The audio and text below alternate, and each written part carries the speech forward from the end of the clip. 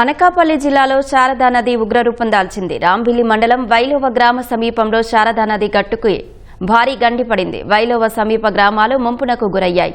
రైవాడ జలాశయం నుంచి నీరు విడిచిపెట్టడంతో శారదా నదిలో గంటకు వరద పెరుగుతోంది. ఫలితంగా నది ఉధృతికి గండ్లు పడుతున్నాయి. పంట పొలాలు పెద్ద సంఖ్యలో ముంపునకు గురయ్యాయి.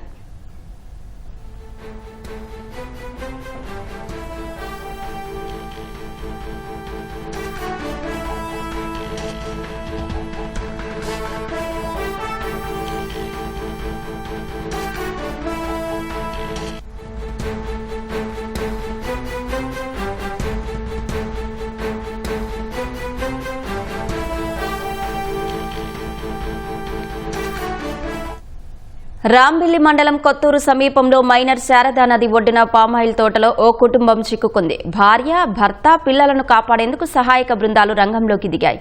ఎన్డీఆర్ఎఫ్ బృందాలు, స్థానిక ఎమ్మెల్యే సుందరపు విజయ్ కుమార్ ఘటనాస్థలికి చేరుకున్నాయి.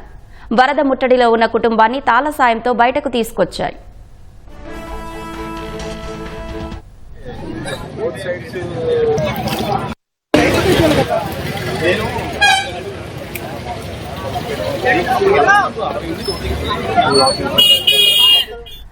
మరోవైపు అనకాపల్లిలోని శారదా నది ఒడ్డున ఉన్న ఉమారామలింగేశ్వర స్వామి ఆలయంలోకి వరద నీరు చేరింది. ఆలయానికి భక్తుల రాకను ఆపేశారు.